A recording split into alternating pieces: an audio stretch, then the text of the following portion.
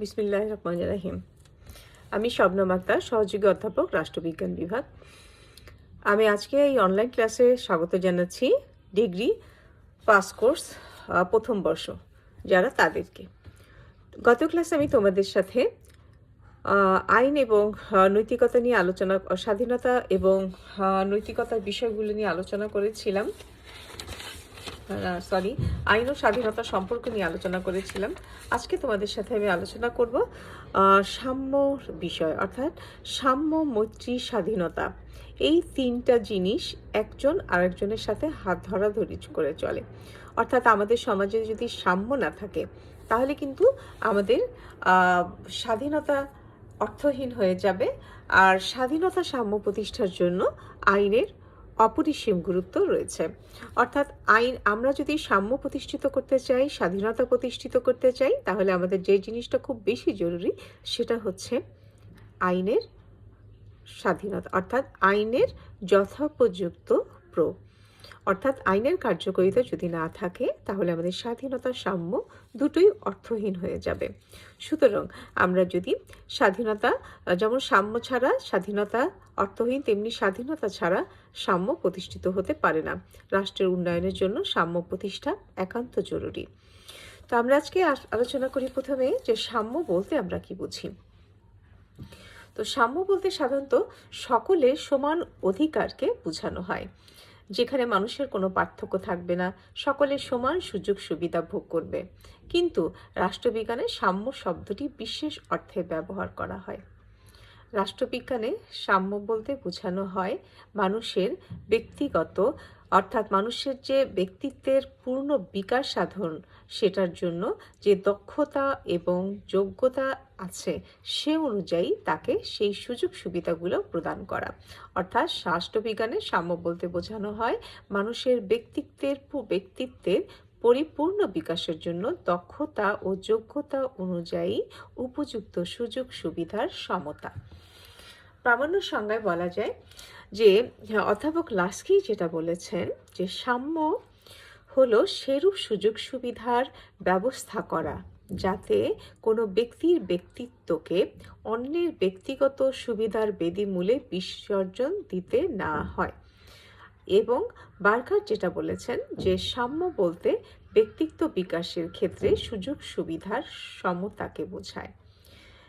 জন Stewart মিল যেটা বলেন যে equality mean adequate opportunities are to be laid open to all, অর্থাৎ সবার জন্য সমান সুবিধার দ্বার উন্মুক্ত করা। তাহলে আমরা উপরোক্ত সংজ্ঞাগুলোর আলোকে বলতে পারি সাম্য বলতে মানুষের জীবনের সেই পরিবেশকে বোঝায় যেখানে জাতি, ধর্ম, বর্ণ, নারী পুরুষ নির্বিশেষে, অর্থাৎ জাতি, ধর্ম, নারী পুরুষ নির্বিশেষে সকল নাগরিকের সমান সুযোগ সুবিধা প্রদান করা হয়। তাহলে আমরা দেখেছি যে সাম্যের উৎপত্তি, সাম্যটা কিন্তু মূলত হচ্ছে একটা প্রাচীন ধারণা। কারণ আমরা দেখেছি যে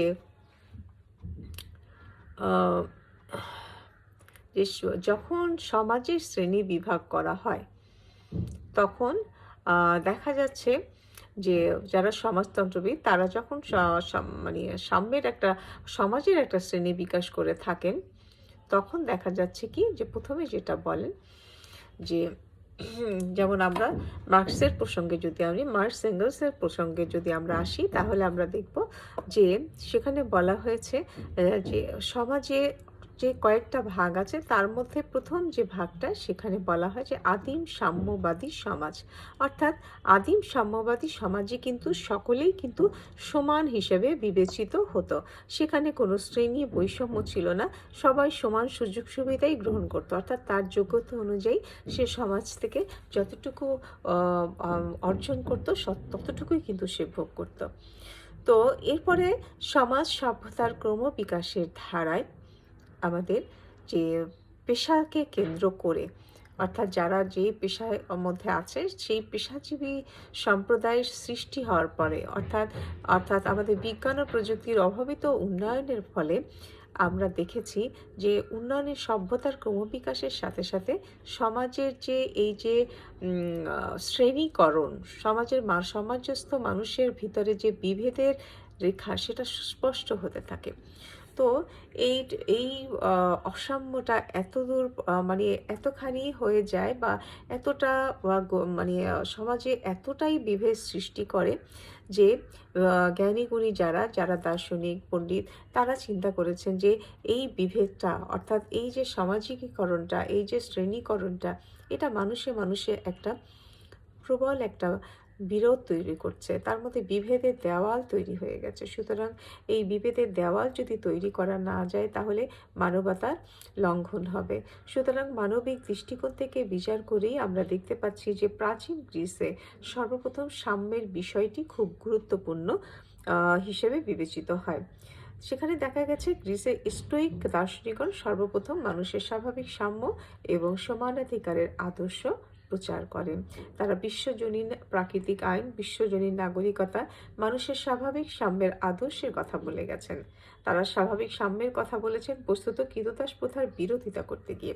অর্থাৎ আমরা দেখতে পাচ্ছি যে সমাজে যারা প্রবল প্রতিপত্তিশালী হয়ে উঠেছে ধীরে ধীরে, তারা কিন্তু কী করেছে, তাদের সুবিধার্থেই কিছু মানুষকে তারা নিজেদের ক্রীতদাস হিসেবে রেখেছে, নিজেদের শ্রমিক হিসেবে রেখেছে, এবং এই যে তাদের সুবিধার্থে কিছু মানুষকে যে জিম্মি করে রাখা, কিছু মানুষকে যে তাদের সুবিধার্থেই সকল মানবিক অধিকার থেকে বঞ্চিত করা, এই বঞ্চনার ইতিহাসটা যত দীর্ঘায়িত হয়েছে ততই মানুষ সচেতন হয়েছে যে না, সাম্য প্রতিষ্ঠিত করতে হবে, যে সাম্যের ব্যাপারে মানুষ কনসার্ন হয়েছে।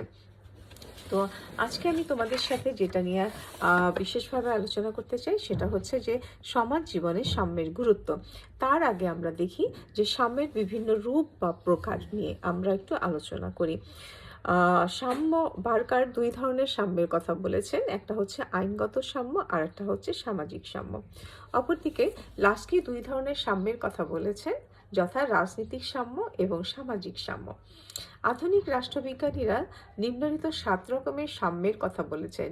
নিম্নের সাম্যের বিভিন্ন রূপ, আমরা এই সাম্যের বিভিন্ন রূপ এবং প্রকারভেদ নিয়ে আমরা একটু আলোচনা করছি। যেমন আন্তর্জাতিক সাম্য। সাম্যের নীতিকে আন্তর্জাতিক ক্ষেত্রে সম্প্রসারণ করাকে আন্তর্জাতিক সাম্য বলা হয়। কারণ আমরা দেখতে পাচ্ছি যে বৃহৎ রাষ্ট্রগুলো দ্বারা ক্ষুদ্র রাষ্ট্রের শোষণ, এই শোষণের কারণে যে বৈষম্য তৈরি হয়েছে, যে আন্তর্জাতিক বিরোধ তৈরি হয়েছে, তার সমাধানের জন্য দাসত্ব, বর্ণ বৈষম্য দূরকরণ, প্রাকৃতিক দুর্যোগ, পারস্পরিক সাহায্য সহযোগিতার মাধ্যমে এই ধরনের সাম্য প্রতিষ্ঠিত করার উদ্যোগ নেওয়া হয়েছে। অর্থাৎ আন্তর্জাতিক পরিমণ্ডলে দেখা গেছে কোনো রাষ্ট্র উন্নত হয়েছে, কোনো রাষ্ট্র অনুন্নত। সুতরাং যদি কোনো কারণে অনুন্নত রাষ্ট্রগুলো যদি মানবিক জীবনযাপন করে, কোনো প্রাকৃতিক দুর্যোগ হোক বা যুদ্ধ হোক, যে কোনো পর্যায়ে দেখা যাচ্ছে যে মানবিক কারণে মানুষের ভিতরে এই বোধোদয় হয়েছে যে না, বিশ্বজুড়ে যত মানুষ আছে তাদের অবস্থার এত বেশি পার্থক্য বা তাদের সামাজিক অবস্থানটা, যে তাদের মানবিক স্তরটা যদি বেশি নিচে নেমে যায় তাহলে সারা বিশ্বব্যাপী এর বিরূপ প্রতিক্রিয়া লক্ষ্য করা যেতে পারে। সুতরাং মানুষের হিসাবে সব পৃথিবীর বেশিরভাগ মানুষ যদি মানবেতর জীবনযাপন করে, অর্থাৎ অসাম্যের অবস্থা যদি খুব বেশি প্রকট হয়ে যায়, তাহলে তা সমগ্র মানব সভ্যতার জন্যই মানবাধিকার লঙ্ঘনেরই সামিল হবে।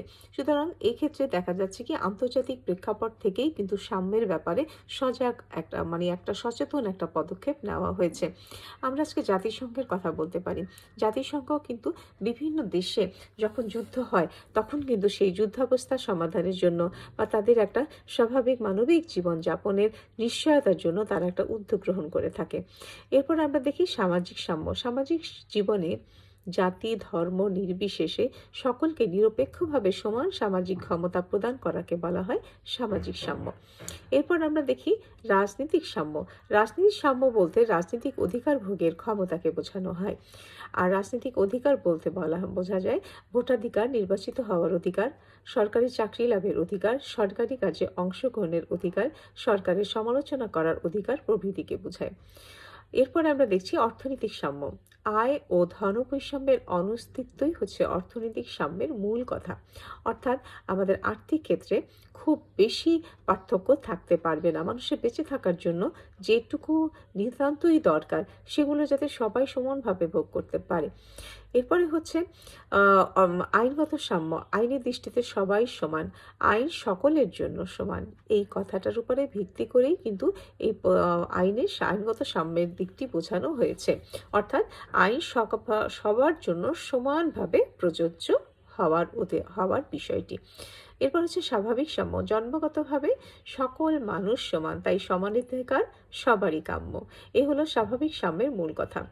ফরাসি দার্শনিক রুশোর লেখায় এবং আমেরিকার স্বাধীনতার ঘোষণায় স্বাভাবিক সাম্যের আদর্শ মূর্ত হয়ে ওঠে। কারণ আমরা দেখেছি যে মার্কিন যুক্তরাষ্ট্রের সর্বপ্রথম মৌলিক অধিকারের বিষয়টি সংরক্ষিত হয় সংবিধানে। পৃথিবীতে কোনো সংবিধানে এর আগে মৌলিক অধিকারের বিষয়টি সন্নিবেশিত হয় নাই। এরপর আমরা ফরাসি দার্শনিক রুশোর লেখায় আমরা দেখি যে তিনি বলেছেন যে মানুষ জন্মগতভাবে স্বাধীন। সমাজ, সভ্যতা, রীতিনীতি তাকে পদে পদে শৃঙ্খলিত করে। এরপর আমরা দেখতে পাচ্ছি শিক্ষা ও সাংস্কৃতিক সাম্য। সাম্যের ধারণাকে শিক্ষা ও সংস্কৃতির ক্ষেত্রে সম্প্রসারিত করার বিষয়টিও গুরুত্বপূর্ণ। আমরা কি বলে থাকি যে এডুকেশন ফর অল, অর্থাৎ সবার জন্য শিক্ষা। সুতরাং জন্মগতভাবে ন্যূনতম শিক্ষা, অর্থাৎ জন্মগতভাবে মানুষ এই সমাজে বসবাস করে এবং তার প্রত্যেকটা মানুষের রয়েছে ন্যূনতম শিক্ষা গ্রহণের অধিকার। সুতরাং উচ্চশিক্ষার ক্ষেত্রেও সেটা সম্প্রসারিত হতে পারে, তবে এক্ষেত্রে অধিকার ভোগ হিসেবে আমরা নূতনতম শিক্ষা সকলের জন্য সার্বজনীন শিক্ষার যে অধিকার সেটা আমরা প্রতিষ্ঠিত করার চেষ্টা করছি। এরপরে দেখা যাচ্ছে কি যে সমাজ জীবনের সাম্যের গুরুত্বটা কি কি, আমরা এই প্রসঙ্গে একটু বিস্তারিত আলোচনা করি যে আধুনিক রাষ্ট্র ব্যবস্থায় সাম্যের গুরুত্ব কতখানি। প্রথমে আমরা বলি যে সামাজিক ঐক্য ও সংহতি প্রতিষ্ঠার জন্য সমাজে অসাম্য এবং শ্রেণীবিভেদ থাকলে ওই সমাজে শান্তি ও সুষ্ঠু গণতান্ত্রিক পরিবেশ রক্ষা করা সম্ভব হয় না।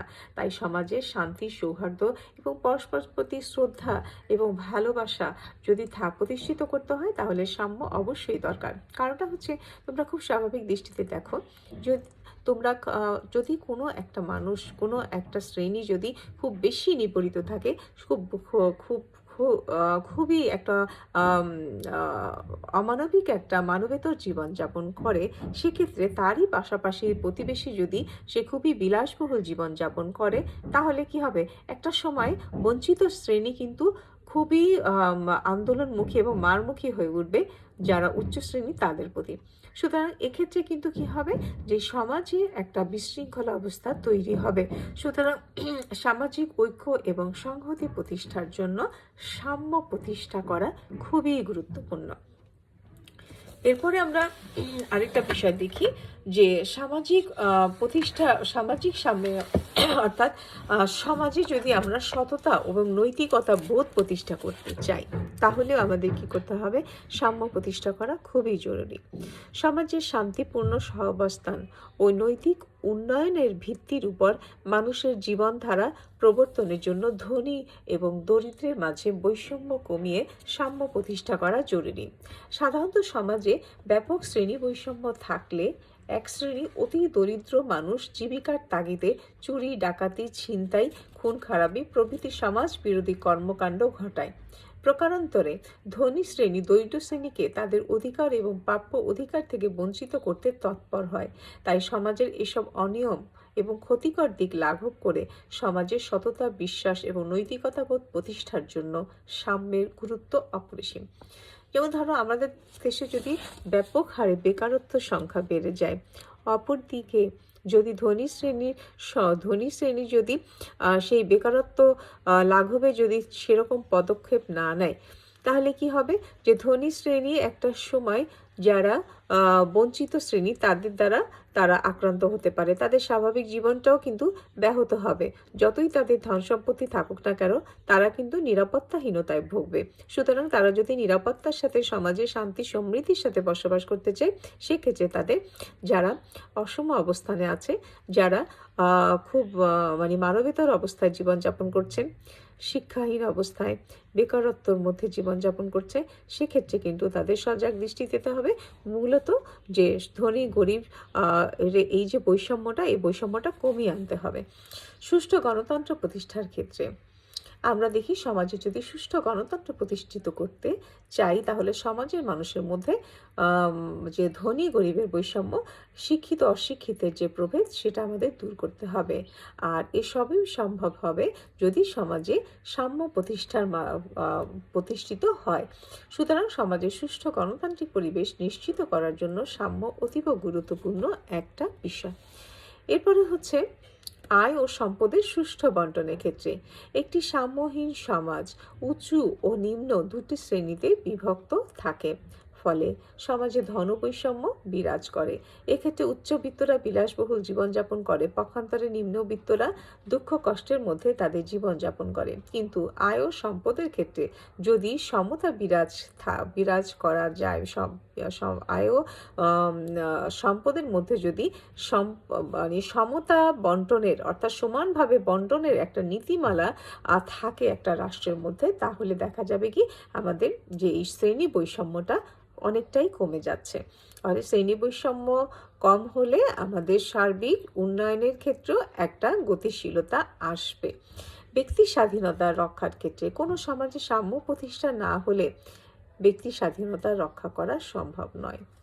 কারণ সমাজে যদি অসাম্য বিরাজ করে, তাহলে কি হবে, যারা খুব মানে অপেক্ষাকৃত দুর্বল ব্যক্তি, তারা সবল ব্যক্তিরা সবসময় কি করবে, যারা সমাজে যে খুব দুর্বল ব্যক্তি তাদের উপরে হস্তক্ষেপ করবে, তাদের বিভিন্ন অনৈতিক চুক্তিতে তারা বাধ্য করবে। তারা যেমন ধরো আমি বলি যে সমাজে যদি খুব গরিব লোক থাকে, বেশি গরিব লোক থাকে, তাহলে তাদের ভিতরে একটা বেকারত্বের মাত্রা যদি বেড়ে যায়, তাহলে সেখানে তারা খুব মানে মানে বিপন্ন বোধ করবে, এবং তখন তারা তাদের অভাব দূর করার জন্য যখন যে কোনো চুক্তিতেই তারা বাধ্য হবে, কারণ তাদের টাকার দরকার। এখন যেমন ধরো একটা কাজের জন্য একজন শ্রমিকের দরকার, কিন্তু সেখানে দেখা যাচ্ছে কি 10 জন শ্রমিক এসে দাঁড়িয়েছে। সেক্ষেত্রে যারা ধনী শ্রেণী তারা কি করবে, তারা এটার একটা সুযোগ নেবে, যেহেতু আমার শ্রমের বাজারটা খুব অ্যাভেলেবল, অর্থাৎ শ্রমিকের সংখ্যা যখন বেশি থাকে এবং ধনীর সংখ্যা যখন কম থাকে, তখন কাজের প্রয়োজনে বা অর্থের প্রয়োজনে ধনীদের যত অল্প মজুরি তারা প্রোভাইড করুক না কেন, সেটাতেই কিন্তু তারা রাজি হয়ে যায়। তাহলে দেখা যাচ্ছে কি এখানে ব্যক্তির স্বাধীনতা বলে আর কিছু থাকে না। ফলে দেখা যাচ্ছে কি তাদের ভিতরে এই যে ক্রমান্বয়ে একটা অসন্তোষ জমা হচ্ছে, এটাই একটা বাষ্পীভূত হয়ে যাবে, এটাই একটা মানে একেবারে মানে এটার এমনভাবে একটা তীব্র প্রতিক্রিয়া একটা সময় দেখা দেবে যে সমাজের তখন কিন্তু একটা বিপ্লবের সৃষ্টি হবে, একটা মানে একটা অরাজকতার সৃষ্টি হবে। এরপর আমরা দেখতে পাচ্ছি যে অর্থনীতির ক্ষেত্রে সমাজের সাম্য ছাড়া অর্থনৈতিক স্বাধীনতা মূল্যহীন। অর্থনৈতিক সাম্য প্রতিষ্ঠা না হলে সমাজের সুষ্ঠু অর্থনৈতিক স্বাধীনতা ইতিবাচক হয় না, ফলে সমাজে আয়ের বৈষম্য এবং ধন বৈষম্য সৃষ্টি হয়। এর ফলে মানুষের কর্মের অধিকার এবং জীবনযাত্রার মান বজায় রাখতে পারে না। অতএব দেখা যাচ্ছে কি যে সমাজে অর্থনৈতিক স্বাধীনতা রক্ষার জন্য সাম্যের প্রয়োজন অতীব জরুরি। ব্যক্তিত্ব বিকাশের ক্ষেত্রে সমাজ মানুষের অর্থনৈতিক সচ্ছলতা, জীবনযাত্রার মান উন্নয়ন এবং নৈতিক মান উন্নয়নের জন্য ব্যক্তির সুষ্ঠু বিকাশ সম্ভব হয়। তো সেই সমাজে যদি সুষ্ঠু সমতা না থাকে, নৈতিক গুণাবলীর উন্নতি সম্ভব না হয়, ফলে মানুষের সুষ্ঠু ব্যক্তিত্বের বিকাশও কিন্তু সম্ভব হবে না। সুতরাং সমাজে ব্যক্তিত্বের বিকাশের জন্য সমতা বা সাম্যের গুরুত্ব অনস্বীকার্য। সমাজের সার্বিক শান্তি প্রতিষ্ঠার জন্য অর্থনৈতিক সচ্ছলতা, বৈষম্য হ্রাস, নৈতিকতার মান, জীবনযাত্রার মান উন্নয়ন প্রভৃতি বিষয় এবং সর্বোপরি সমাজে মানুষের প্রতি মানুষের যে ভালোবাসা, সহমর্মিতা, আস্থা, শ্রদ্ধা, সম্মানবোধ, এগুলোর উপরে নির্ভর করে। কিন্তু সমাজে অসাম্য বিরাজ করলে উপরিক্ত বিষয়গুলো সমাজে আর বিরাজমান থাকে না। ফলে দেখা যায় যে সমাজে সার্বিকভাবে একটা সমাজে বিশৃঙ্খল অবস্থা তৈরি হচ্ছে। সুতরাং সমাজের সার্বিক শান্তি প্রতিষ্ঠার জন্য সাম্য অত্যন্ত গুরুত্বপূর্ণ। সমৃদ্ধ সমাজ গঠন। আরেকটা বিষয় হচ্ছে, আমরা যদি সমৃদ্ধ সমাজ গঠন করতে চাই, আমরা যদি নারী পুরুষ ধর্ম বর্ণ নির্বিশেষে সবাইকে নিয়ে যদি শান্তিপূর্ণভাবে সমাজ প্রতিষ্ঠিত করতে চাই, তাহলে আমাদের কি করতে হবে? সাম্য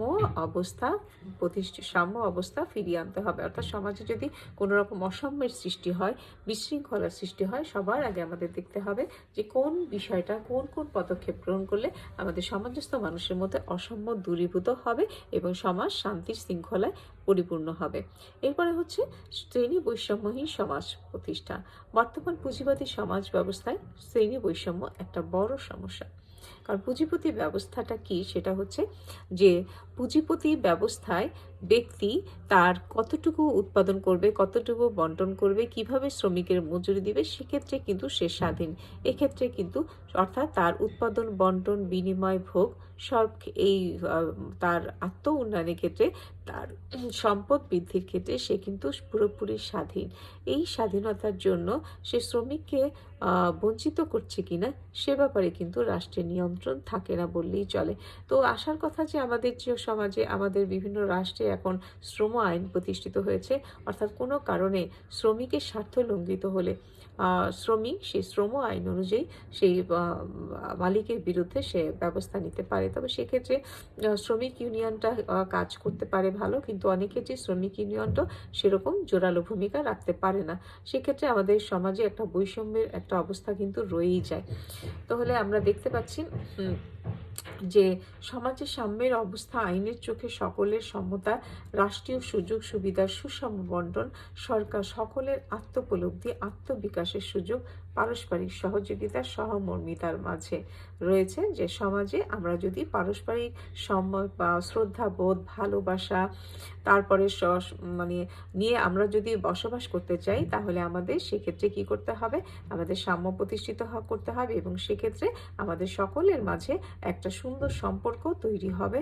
আমরা পারস্পরিক শ্রদ্ধা ভালোবাসার মাধ্যমে, পারস্পরিক সহ অবস্থানের মাধ্যমে একটা সমৃদ্ধ রাষ্ট্র গঠনের ক্ষেত্রে আমরা সকলেই একটা সহযোগী মনোভাব নিয়ে, একটা সহযোগিতার মনোভাব নিয়ে আমরা একটা রাষ্ট্র প্রতিষ্ঠায় সবাই সমানভাবে অংশগ্রহণ করতে পারবো। অর্থাৎ নারী পুরুষ ধর্ম বর্ণ নির্বিশেষে এভরিবডি যদি শিখি থাকে, সন্তুষ্ট থাকে তার সাম্য অবস্থার উপরে, তাহলে সবাই তার সমবেত প্রচেষ্টার মাধ্যমে রাষ্ট্রের উন্নয়নে অংশীদার হতে পারে।